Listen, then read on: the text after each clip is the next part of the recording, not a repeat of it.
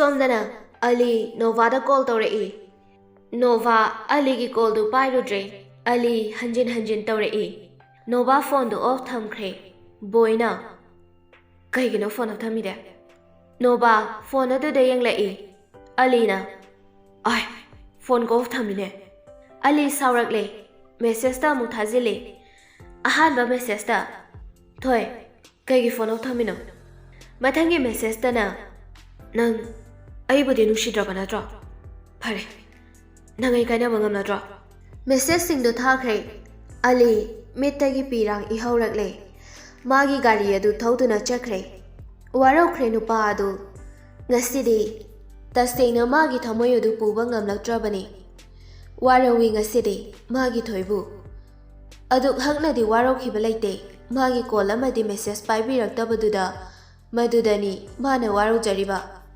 Masu khangi Novana sakhenbu kaya nungshi haiba adubu mana Nova nungsiba heman kiduna pumnamak adu khanglakpani adubu ngaside magi mafamda haijaba ngamjadrabasu pena kablakle Ali yumda oina gari du thauzilai Nova ga boy ga du thongkalda chentharai adubu Ali de chakre Nova Ali na chakhiba maika yengduna mittagi pitaduna Nangsu ibu waruduna thadokduna chalabra ai nangi pakhum piki ngai khu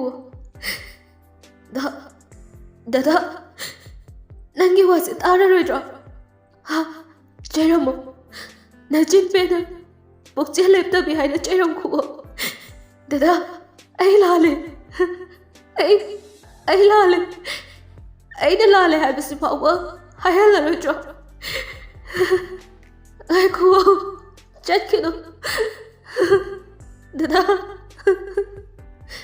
Boy tarak liba pidu sa tay thok laga Nova jagaslo Boy na Nova bu imung da pusin birai Ali magi kada changlatuna magi phone do famung da langsili aduga famung do da upsin do na tumlai Sintharak li piranga dusu mitlu dagi tapna maning tamna sintha halakle Taithok lubasu taude adumak sintha halage khalabra Thoi nangna tawrishi karino aina kai lan khage aina lan kidabra adi khale adumak oirabasu nangna ibu nungsiba mak oirabadi nangna ngafam thoktabra Thoi ai nangbu nungsi nangbu nungsi da bangamloi ngasidi ai nangbu waro tasena warawe oina jabane Nungshirubana aina nangbu Kanjabane wakalsu nangdagi oihankibane isu nangdagi nangsu aigi oijaki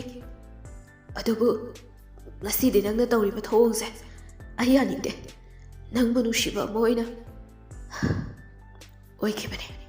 oikibane angauba nasomlange pithokibane pumnamak nafamda akhakpa laita Ali hiplambadagi famlai aduga tarakliba pidu satai thoklaga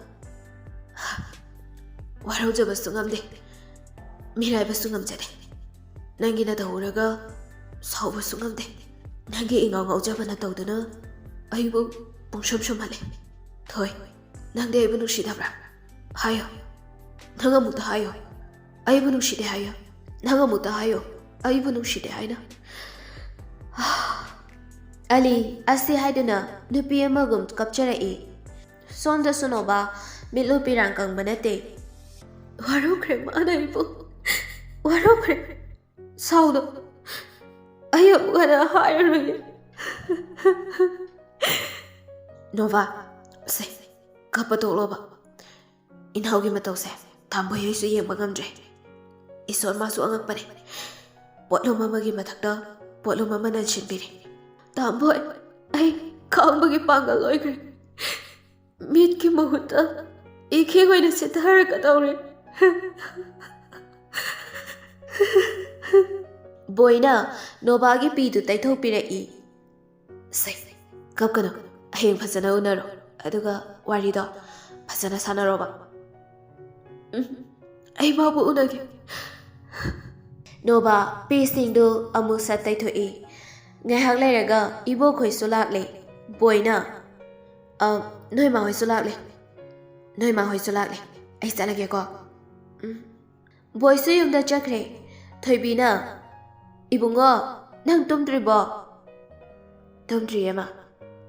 "ꯅꯪ ꯆꯥꯛꯇꯤ ꯆꯥꯔꯕ ꯅꯠꯇ꯭ꯔꯣ?" "ꯆꯥꯔꯦ." "ꯐꯔꯦ ꯐꯔꯦ, ꯇꯨꯝꯃꯣ ꯇꯨꯝꯃꯣ." "ꯍꯣꯏ ꯃꯃꯥ." ꯊꯣꯏꯕꯤ ꯅꯣꯚꯥꯒꯤ ꯀꯥꯗ ꯆꯪꯂꯛꯄ ꯅꯠꯇꯦ, ꯃꯄꯥꯜꯗꯒꯤꯅꯤ ꯍꯥꯏꯔꯛꯂꯤꯕꯗꯨ, ꯑꯗꯨꯅ ꯅꯣꯚꯥꯒꯤ ꯁꯛꯇꯝꯗꯨ ꯎꯈꯤꯗ꯭ꯔꯦ꯫ ꯊꯣꯏꯕꯤꯁꯨ ꯃꯥꯒꯤ ꯀꯥꯗ ꯆꯪꯈ꯭ꯔꯦ꯫ ꯑꯍꯤꯡꯒꯤ ꯃꯇꯝꯅꯤ.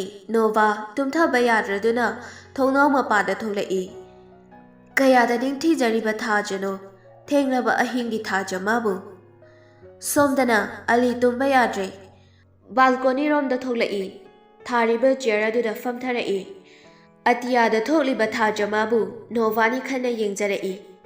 ꯁꯣꯝꯗꯁꯨ ꯅꯣꯚꯥ ꯊꯥ ꯃꯥꯕꯨ ꯑꯂꯤꯅꯤ ꯈꯟꯅ ꯌꯦꯡꯖꯔꯛꯏ. ꯈꯟꯖꯤꯜꯂꯨꯕ ꯃꯤꯀꯨꯞꯇ ꯃꯤꯠꯀꯤ ꯄꯤ ꯃꯥꯅ ꯅꯣꯡꯖꯨ ꯑꯣꯏꯅ ꯆꯨꯔꯛꯂꯤ. ꯊꯥꯖ ꯃꯥꯕꯨ ꯌꯦꯡꯗꯨꯅ ꯑꯂꯤ ꯐꯣꯟ ꯑꯗꯨ ꯄꯨꯊꯣꯛꯇꯨꯅ ꯅꯣꯚꯥꯒ ꯊꯥꯅꯈꯤꯕ ꯃꯦꯁꯦꯖꯁꯤꯡꯗꯨ ꯌꯦꯡꯒꯦ ꯍꯥꯏꯗꯨꯅ ꯃꯥꯏ ꯐꯥꯔꯁ ꯂꯞ ꯊꯥꯕ ꯅꯝꯕꯔ ꯑꯗꯨꯗ ꯅꯝꯃꯤ. ꯅꯣꯚꯥꯒꯤ ꯃꯦꯁꯦꯖ ꯈꯔ ꯂꯩꯔꯝꯃꯤ. ꯑꯂꯤ ꯃꯦꯁꯦꯖ ꯑꯗꯨ ꯄꯥꯔꯛꯏ. "ꯗꯥ, ꯑꯩ ꯅꯪꯕꯨ ꯅꯨꯡꯁꯤꯌꯦ." ꯃꯊꯪꯒꯤ ꯃꯦꯁꯦꯖꯇ "ꯂꯩꯔꯝꯃꯣ, ꯑꯩ ꯊꯣꯛꯂꯛꯀꯦ." ꯃꯊꯪꯒꯤ ꯃꯦꯁꯦꯖ ꯑꯁꯤꯗꯤ ꯃꯤꯅꯤꯠ 1-2 ꯀꯥꯟꯅꯗꯨꯅ ꯊꯥꯔꯛꯄ ꯃꯦꯁꯦꯖꯅꯤ. "ꯗꯥꯗꯥ, ꯑꯩꯕꯨ ꯋꯥꯔꯧꯗꯨꯅ ꯆꯠꯂꯕ꯭ꯔꯥ? ꯃꯤꯀꯨꯞ ꯑꯃꯇꯪ ꯑꯣꯏꯔꯕꯁꯨ ꯉꯥꯏꯕꯤꯔꯝꯕ ꯌꯥꯗꯕ꯭ꯔꯥ?" ꯑꯂꯤ ꯔꯤꯄ꯭ꯂꯥꯏ ꯇꯧꯔꯛꯏ. "ꯑꯩ ꯍꯧꯖꯤꯛ ꯂꯥꯛꯀꯦ, ꯅꯪ ꯊꯣꯛꯂꯛꯀꯦꯔꯥ?" ꯃꯦꯁꯦꯖ ꯑꯗꯨ ꯊꯥꯈ꯭ꯔꯦ. ꯅꯣꯚꯥ ꯐꯣꯟꯗꯨ ꯑꯣꯠꯂꯒ ꯂꯩꯔꯝꯕꯅꯤ. ꯑꯂꯤꯒꯤ ꯃꯦꯁꯦꯖ ꯂꯥꯛꯄꯗꯨꯗ ꯆꯪꯂꯒ ꯌꯦꯡꯉꯤ. ꯃꯦꯁꯦꯖ ꯑꯗꯨ ꯄꯥꯔꯗꯨꯅ ꯔꯤꯄ꯭ꯂꯥꯏ ꯇꯧꯔꯛꯏ. "ꯊꯣꯛꯂꯛꯀꯦ." ꯑꯂꯤ ꯅꯣꯚꯥꯒꯤ ꯃꯦꯁꯦꯖ ꯑꯗꯨ ꯌꯦꯡꯂꯒ ꯔꯤꯄ꯭ꯂꯥꯏ ꯇꯧꯔꯛꯏ. "ꯂꯩꯔꯝꯃꯣ, ꯑꯩ ꯂꯥꯛꯑꯦ." ꯅꯣꯚꯥ ꯑꯂꯤꯒꯤ ꯃꯦꯁꯦꯖꯇꯨ ꯌꯦꯡꯉꯤ. ꯑꯂꯤ ꯁꯥꯏꯀꯜ ꯑꯃ ꯊꯧꯗꯨꯅ ꯂꯥꯛꯏ. ꯅꯣꯚꯥ ꯊꯣꯡꯒꯥꯜ ꯃꯌꯥꯗ ꯂꯦꯞꯄꯒ ꯂꯩꯔꯤꯕꯗꯨ ꯎꯔꯦ. ꯑꯂꯤ ꯅꯣꯛꯐꯦꯠ ꯇꯧꯏ, ꯑꯗꯨꯒ ꯅꯣꯚꯥꯒꯤ ꯃꯅꯥꯛꯇ ꯆꯪꯁꯤꯜꯂꯛꯏ. ꯑꯗꯨꯒ ꯁꯥꯏꯀꯜ ꯑꯗꯨ ꯎ ꯃꯔꯨꯝ ꯑꯗꯨꯗ ꯈꯥꯝꯃꯤ, ꯑꯗꯨꯒ ꯁꯝꯕꯜ ꯂꯩ ꯃꯔꯨꯝ ꯑꯗꯨꯗ ꯆꯪꯂꯛꯏ. ꯑꯂꯤ ꯃꯤ ꯂꯩꯕ꯭ꯔꯥ ꯍꯥꯏꯅ ꯌꯦꯡꯉꯤ. ꯌꯥꯝꯅꯗꯤ ꯊꯦꯡꯕ ꯅꯠꯇꯦ. ꯄꯨꯡ 12:30 ꯇꯥꯕꯗ ꯉꯥꯏꯔꯤꯕꯅꯤ. ꯑꯂꯤ ꯅꯣꯚꯥꯗ ꯌꯦꯡꯂꯨꯕꯗ ꯀꯞꯂꯒ ꯂꯩꯔꯝꯃꯤ. ꯑꯂꯤ ꯅꯣꯚꯥꯒꯤ ꯄꯤꯗꯨꯕꯨ ꯇꯩꯊꯣꯛꯄꯤ, ꯑꯗꯨꯒ "ꯁꯦ, ꯑꯩ ꯂꯥꯜꯂꯦꯕ. ꯑꯩ ꯅꯪꯕꯨ ꯀꯞꯍꯜꯂꯔꯣꯏꯕ. ꯁꯦ, ꯀꯞꯀꯅꯨꯀꯣ." "ꯀꯞꯄꯔꯣꯏ, ꯀꯞꯄꯔꯣꯏ." "ꯑꯩ ꯋꯥꯁꯛ ꯀꯥꯏꯈ꯭ꯔ ꯃꯥꯅꯦ." "ꯀꯅꯥꯒꯤ ꯋꯥꯁꯛ?" "ꯗꯗꯥꯅ ꯑꯩꯅ ꯅꯪꯕꯨ ꯃꯤꯠꯇꯒꯤ ꯄꯤ ꯇꯥꯍꯜꯂꯣꯏ ꯍꯥꯏꯅ ꯋꯥꯁꯛꯈꯤ. ꯋꯥꯁꯛ ꯑꯗꯣ ꯀꯥꯎꯊꯣꯛꯂꯨꯔ ꯃꯥꯜꯂꯦ. ꯅꯪꯕꯨ ꯑꯩꯅ ꯀꯞꯍꯜꯂꯨꯔꯦ." "ꯗꯗꯥ." ꯑꯂꯤ ꯅꯣꯛꯐꯦꯠ ꯇꯧꯏ, ꯑꯗꯨꯒ "ꯀꯞꯀꯅꯨꯀꯣ." "ꯀꯞꯄꯔꯣꯏ." "ꯅꯪꯗꯤ ꯀꯞꯄꯔꯣꯏ ꯍꯥꯏꯔꯒ ꯍꯦꯛꯇ ꯀꯞ ꯂꯩꯔꯝꯃꯦ." "ꯑꯩ ꯀꯞꯄꯔꯣꯏꯕ. ꯑꯗꯣ ꯍꯪꯆꯤꯠꯇꯣ ꯑꯩ ꯕꯣꯔꯗꯤꯡ ꯆꯪꯒꯅꯤ. ꯅꯪꯗꯤ?" "ꯑꯩꯁꯨ ꯂꯥꯛꯑꯒꯦ.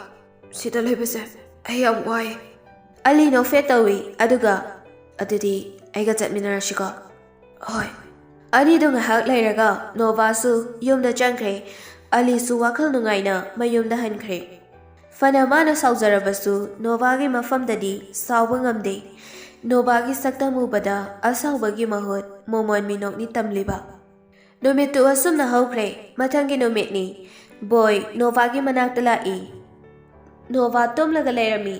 ꯃꯅꯥꯗꯁꯨ ꯌꯦꯞꯂꯤ ꯐꯣꯟꯗꯨ. ꯕꯣꯏꯅ "ꯀꯅꯥꯒꯅ ꯋꯥꯔꯤ ꯁꯥꯏꯗꯨꯅ?" ꯅꯣꯚꯥꯅ ꯋꯥꯔꯤ ꯁꯥꯟꯅꯔꯤꯕꯗꯨ ꯑꯂꯤꯒꯅꯤ. ꯑꯂꯤꯅ "ꯇꯥꯍꯟꯕꯣꯏꯔꯥ?"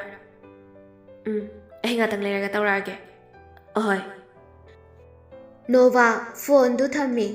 ꯕꯣꯏꯅ "ꯀꯅꯥꯒꯅꯣ ꯅꯪꯅ ꯋꯥꯔꯤ ꯁꯥꯟꯅꯩꯗꯨꯅ? ꯍꯥ?"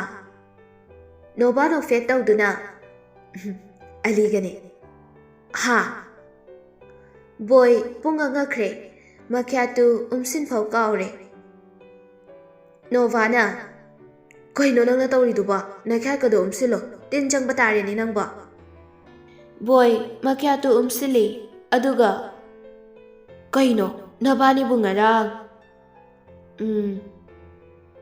"ꯑꯗꯨꯒ ꯀꯃꯥꯏꯅ?" "ꯑꯩꯗꯣ ꯇꯨꯝꯕ ꯌꯥꯗ꯭ꯔꯕ. ꯑꯗꯨꯗ ꯃꯥꯒ ꯊꯥꯅꯈꯤꯕ ꯃꯦꯁꯦꯖꯁꯤꯡꯗꯣ ꯌꯦꯡꯉꯤꯉꯩꯗ ꯃꯥꯒꯤ ꯃꯦꯁꯦꯖ ꯂꯥꯛꯑꯦ. ꯑꯗꯨꯗ ꯊꯣꯛꯑꯒ ꯎꯅꯩꯅꯦ." "ꯑꯔꯦ, ꯅꯪꯕꯨ ꯎꯅꯐꯝ ꯏꯔꯩ ꯂꯩꯇꯗꯧꯅ ꯑꯍꯤꯡꯗꯨꯗ ꯎꯅꯩꯗꯨꯕꯣ? ꯌꯥꯝ ꯊꯦꯡꯕ ꯅꯠꯇꯦꯀꯣ, ꯄꯨꯡ 12 ꯇꯥꯗ꯭ꯔꯤ." "ꯑꯗꯨꯕꯨ ꯅꯪꯕꯨ ꯀꯤꯗ꯭ꯔꯣꯕ, ꯑꯍꯤꯡꯗꯨꯗ ꯊꯣꯛꯑꯒ ꯎꯅꯔꯤꯗꯨꯕꯣ?" ꯑꯗꯨꯒ ꯑꯩꯅ ꯗꯨꯀꯥꯟ ꯆꯠꯂꯨꯁꯤꯅ ꯍꯥꯏꯔꯒ ꯅꯪꯗꯤ ꯀꯤꯌꯦꯗꯅ ꯇꯧꯔꯒ ꯂꯩꯕ ꯅꯠꯇ꯭ꯔꯣ? ꯏꯁ ꯑꯗꯨꯒ ꯃꯁꯤꯗ ꯑꯁ ꯀꯤꯕ ꯒꯥꯏꯌꯦ ꯅꯨꯡꯁꯤꯅꯕꯗ ꯃꯤꯗꯤ ꯂꯥꯏꯔꯗꯅꯅꯦ ꯂꯥꯏꯐꯥꯎ ꯀꯤꯗꯦ ꯑꯩꯈꯣꯏ ꯊꯣꯡꯒꯥꯜ ꯃꯌꯥꯒꯤ ꯁꯝꯕꯜ ꯂꯩ ꯂꯩꯕꯗꯣ ꯑꯗꯨꯗꯅꯦ ꯍꯥ ꯁꯝꯕꯜ ꯂꯩ ꯃꯔꯨꯝꯗ ꯃꯤꯒ ꯑꯝꯇ ꯎꯗ꯭ꯔꯣ ꯃꯤ ꯅꯪꯕꯣ? ꯎꯗꯦꯍꯦ ꯀꯥꯏꯗꯩ ꯃꯤꯅꯣ ꯂꯥꯏꯐꯥꯎ ꯎꯗꯦ ꯌꯥꯏꯅꯦ ꯅꯕꯥꯅꯤꯗꯤ ꯐꯖꯅ ꯅꯩꯕꯅꯦꯕ ꯑꯎꯕ ꯑꯩꯈꯣꯏꯗꯤꯅꯦ ꯂꯣꯏꯅ ꯆꯥꯛꯅꯔꯦ ꯏꯕꯦꯝꯃ ꯑꯇꯩ ꯂꯥꯏꯔꯤ ꯃꯤꯠꯁꯦ ꯀꯤꯟꯅ ꯊꯤꯜꯂꯛꯄꯗ ꯍꯦꯟꯅ ꯁꯥꯊꯤ ꯃꯇ꯭ꯔꯪ ꯄꯣꯝꯃꯦ ꯍꯥꯏꯕ ꯅꯪꯕꯣ ꯕꯣꯏ ꯅꯣꯛꯂꯒ ꯅꯪꯗ ꯅꯠꯇꯦ ꯏꯕꯦꯝꯃ ꯑꯩꯁꯨ ꯇꯨꯝꯕ ꯌꯥꯗ꯭ꯔꯦ ꯅꯪꯅ ꯇꯧꯍꯧꯔꯤ ꯅꯇꯧꯗꯨꯗ ꯑꯩꯁꯨ ꯀꯞꯂꯤꯅꯤꯅꯦ ꯇꯨ ꯑꯩꯁꯨ ꯄꯣꯝꯃꯤꯁꯦ ꯎꯗ꯭ꯔꯣ? ꯑꯁꯤ ꯍꯥꯏꯗꯨꯅ ꯃꯥꯒꯤꯗꯣ ꯑꯃꯨꯛ ꯎꯠꯂꯤ ꯑꯅꯤꯗꯨ ꯌꯦꯡꯅꯗꯨꯅ ꯑꯃꯨꯛ ꯅꯣꯛꯏ ꯅꯨꯃꯤꯗꯥꯡ ꯋꯥꯏꯔꯝꯒꯤ ꯃꯇꯝꯅꯤ ꯅꯣꯚꯥ ꯕꯣꯏꯒ ꯃꯥꯡꯒꯣꯜꯗ ꯐꯝꯗꯨꯅ ꯏꯟꯁꯥꯡ ꯁꯦꯝꯂꯒ ꯂꯩ ꯅꯣꯚꯥ ꯐꯣꯟ ꯅꯣꯇꯤꯐꯤꯀꯦꯁꯟ ꯈꯔ ꯂꯥꯛꯏ ꯃꯅꯥꯛꯇ ꯂꯩꯔꯤꯕ ꯐꯣꯟꯗꯨ ꯄꯥꯏꯈꯠꯇꯨꯅ ꯌꯦꯡꯉꯤ ꯗꯥꯅꯦ ꯀꯩ ꯍꯥꯏꯔꯛꯏꯅꯣ? ꯉꯥꯏꯈꯣ ꯑꯩ ꯄꯥꯔꯛꯀꯦ ꯅꯣꯚꯥ ꯃꯦꯁꯦꯖ ꯑꯗꯨ ꯄꯥꯔꯛꯏ ꯑꯩ ꯒ꯭ꯔꯥꯎꯟꯗ ꯂꯩꯌꯦ ꯊꯣꯛꯂꯛꯑꯣ ꯕꯣꯏꯅ ꯑꯁꯦꯡꯀꯤꯔꯣ ꯃꯥꯅ ꯍꯥꯏꯗꯨꯕꯣ? ꯅꯣꯚꯥ ꯔꯤꯄ꯭ꯂꯥꯏ ꯇꯧꯔꯛꯏ ꯊꯣꯛꯂꯛꯀꯦ ꯑꯂꯤ ꯅꯣꯚꯥꯅ ꯊꯥꯔꯛꯂꯤꯕ ꯃꯦꯁꯦꯖꯇꯨ ꯌꯦꯡꯉꯤ ꯅꯣꯚꯥꯅ ꯂꯥꯛꯑꯣ ꯊꯣꯛꯑꯁꯦ ꯕꯣꯏꯅ ꯑꯁ ꯃꯁꯤꯗꯤꯕ ꯅꯣꯚꯥ ꯏꯟꯁꯥꯡꯗꯨ ꯏꯃꯨꯡꯗ ꯊꯝꯃꯝꯃꯤ ꯑꯗꯨꯒ ꯔꯥꯎꯟ ꯒ꯭ꯂꯥꯁ ꯑꯃ ꯎꯞꯂꯒ ꯊꯣꯛꯂꯛꯏ ꯀꯩꯅꯣ ꯑꯅꯣꯕ ꯑꯃꯨꯛ ꯎꯞꯄꯤꯗꯨꯅ ꯔꯥꯎꯟꯒꯤꯒ ꯎꯞꯂꯗꯅ ꯃꯤꯠꯁꯦ ꯎꯗ꯭ꯔꯣ? ꯑꯁꯤ ꯍꯥꯏꯗꯨꯅ ꯃꯃꯤꯠꯇꯨ ꯎꯠꯂꯤ ꯕꯣꯏꯅ ꯂꯣꯏꯔꯦꯍꯦ ꯅꯣꯚꯥꯅ ꯑꯁ ꯂꯥꯛꯑꯣꯁꯦ ꯑꯅꯤꯗꯨ ꯒ꯭ꯔꯥꯎꯟꯗ ꯊꯣꯛꯂꯛꯏ ꯑꯂꯤ ꯒ꯭ꯔꯥꯎꯟ ꯃꯇꯥꯏ ꯑꯗꯨꯗ ꯂꯩꯔꯤꯕꯗꯨ ꯎꯔꯦ ꯃꯈꯣꯏꯁꯨ ꯃꯇꯥꯏ ꯑꯃꯗ ꯂꯦꯞꯄꯤ ꯑꯂꯤꯒꯤ ꯃꯅꯥꯛꯇ ꯆꯪꯁꯤꯟꯗꯦ ꯂꯥꯞꯇꯛ ꯂꯦꯞꯄꯤ ꯑꯂꯤ ꯅꯣꯚꯥꯗ ꯌꯦꯡꯗꯨꯅ ꯅꯣꯛꯐꯦꯠ ꯇꯧꯏ ꯑꯗꯨꯒ ꯃꯦꯁꯦꯖꯇ ꯊꯥꯖꯤꯜꯂꯤ ꯅꯣꯚꯥ ꯃꯦꯁꯦꯖ ꯂꯥꯛꯂꯤꯗꯨ ꯌꯦꯡꯉꯤ ꯃꯦꯁꯦꯖ ꯑꯗꯨꯗ ꯊꯣꯏ ꯀꯩꯗꯧꯔꯒꯦ ꯔꯥꯎꯟ ꯒ꯭ꯂꯥꯁꯀ ꯎꯞꯂꯗꯅ ꯍꯥ ꯀꯩꯗꯧꯔꯒꯦꯕ? ꯅꯣꯚꯥ ꯅꯣꯛꯂꯛꯏ ꯕꯣꯏꯅ ꯀꯩꯗꯧꯔꯒꯦ?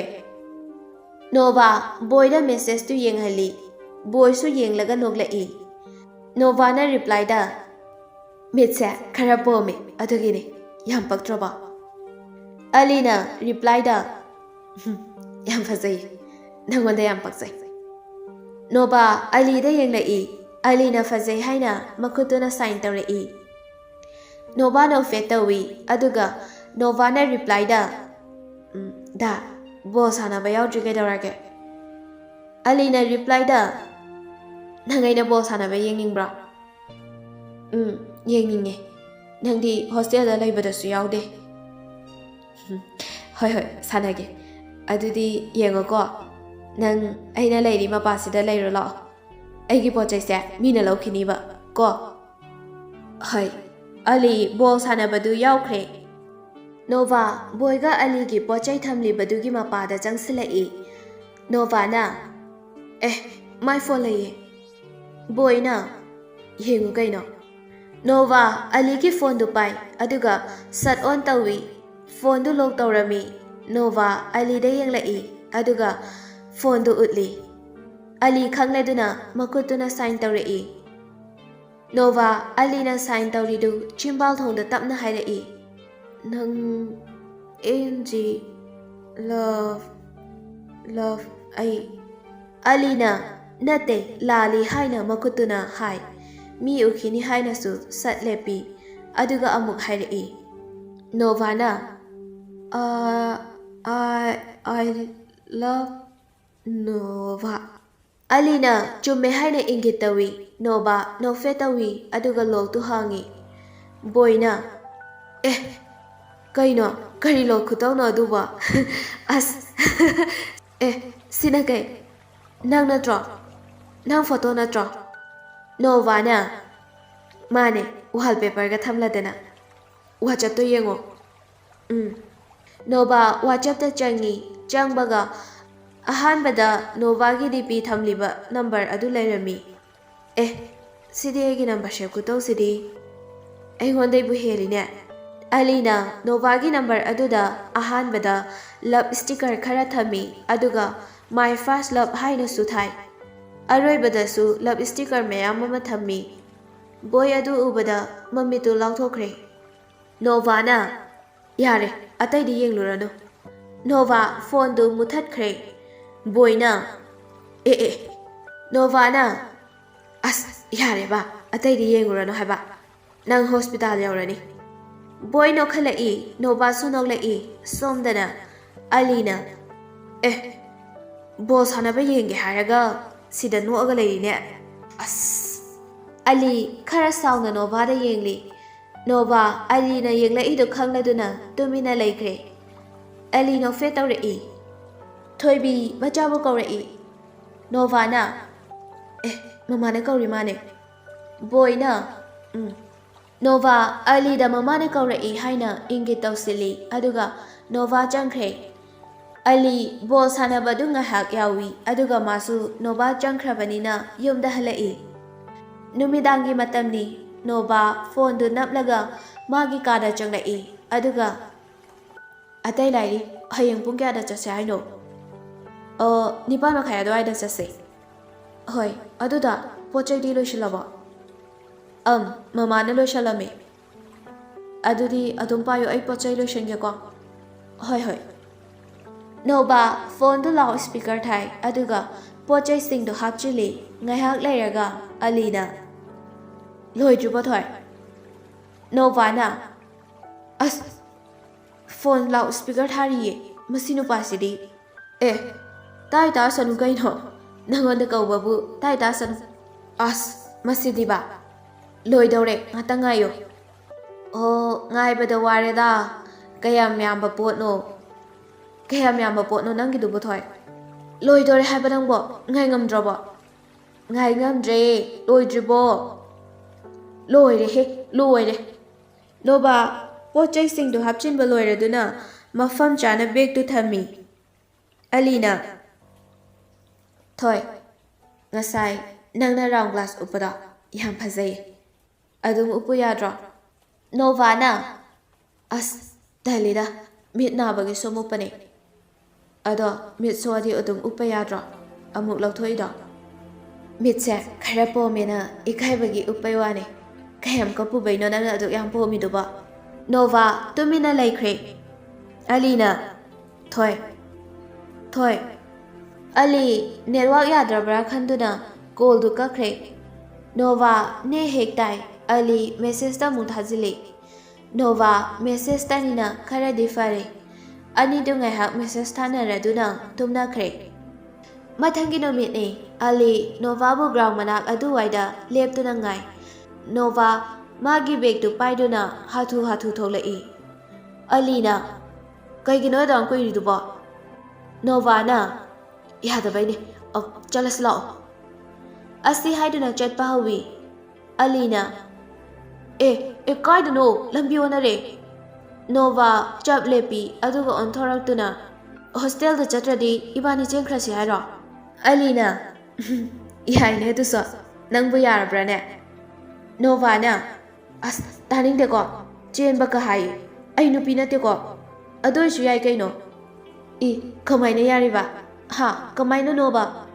as ko na hai ke ai chak yam lame ba lao as lao ba Ali Nova bu chingduna purai fast food ama dalai aduga achapo singdu order pangtau da tawi Nova na as yarani ye atai harurano Alina yara jane ngai ko Nova na yam man khre yarani ba chabam ta gamaroi yaroi ko prap cha doi ni leben basu yaroi ba as ai ngamoi ko yaroi ko asi haidana ani du tapthai kai chachali aduga hostel da amuk lai gate mapa du da Nova na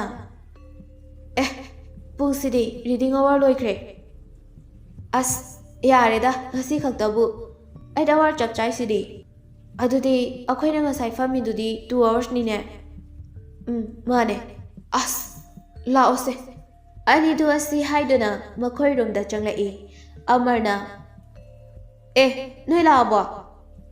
Alina, Nangi achapot ni se. Noi di chatharaga la iboida. Nova magi bag tu thammi aduga Amarna. Noigi nosto, aina sembi bane, table da lay bane, ay jam ta charu gige. Noi di chara roi ni ha. Nova na, chara roi, buka se, pik thale. Amasina order pang tau tawi. Alina fe tau duna. Nang pizaning bai ni kaino. Amarna, yare, nabani ki wado ko na sanaro. Ay chakam ta chathuru gige. Amar asi haram laga thokre. Nova table da lay riba no singdu yengi. Nova na, sina nangine. Asi haiduna ali da nose to pi, aduga masu nose to yengi. School gi matamni, class mathang tauduna break thare. Risi ga Rohit kadu Nova ki manakta lai. Risi na, Emma, ibema, nang dikaram kandala iba, school matamdala iro. Nova na, ahidi ba, pung nipanda sa si haibane, aduga Rohit na, aduga kay ba? Nova na, aduga pung mga da hodor iba. Risi na, mathangdi, aduga amasina saklamena achapochari ne, order na ne, pang tauda tausili. Aisu masu pukse, big tan kaine, chasile. Aduga hostel da la padadi pung nipan ta lerami ba. Rohit na, Aima. Ahondo asi haiduna no I, bel su tarakle, masa gi fam lom da changnakre. Ali ga Amar ga su changlaktuna fami. Ali, Nova da yengduna, michi khachili. Nova no fetawi. Oja su changlaktuna, class makha lokthari. Numidangi matamni, lairik tawba loiraduna, masa gi roomda, tumba changnakre. Nova magi box tagi hidak singdu lauthore aduga chai. Ali Nova gi bed aduda kakhatuna haifet ngaduna fami aduga Nova da lona yengi. Amarshu magi bed tu semduna tumin Ali khoida yengduna amu hauramane. Aidane tum haurage. Amar asi haiduna tum thakre. Nova hidak singdu chaba loiraduna magi box ta hapchinkre. Alina Loira bathoy. Nova no fet tawduna. Loire. La adudi. Nova su changchalaktuna ma su tumi. Alina matai da thanglaga tumi. Nova mai du faklang lom da leithokre. Ali faizu tu chingkhatuna Nova da kolai. Nova na Yam sai faizu ko do lokthokase. Asi haidana Nova faizu tu lokthoi. Alina Supu haibane Thoi. Nova na, tumin tumuse. Asi haidana amu tumi. Alina, Thoi. Aina haise. Thoi. Nova Ali da onsilaktuna, saurak tawna. Kaino. Ali no fe tawduna. Kaino ba? Ali Nova da nungshina kolai. Aduga, ay nungshiba. Nova no fe tawna. Nungshide. Ali noklamba maithong du hanjinduna. Nungshibinaba ama lairaba haise. Nang laiside. Asengkira. Adudi Ali asi haidana machel wandu tumthorai. Nova na, hainade ko. Alina, nangisidi nungshiba mandeda. Midi nungshinaradi singaktani. Ho, adudi ay ngamaroi. Nang hekto. Itomta kamain tawdoino. Chummine adusu. Ho, aduni. Seba. Asi haidana machel do amu tumthorai. Nova na, taliko. Alina, khazaidadi. Alina fetawi aduga Nova gi khajaida nungshina chupirai. Aduga yam thuna Nova gi chimbalda amu fachublai. Nova mamitu lauthorai. Alina, siyoidi yare. Asi haiduna onthokduna tumthakre. Nova machil du paidure yengi aduga tumina no I.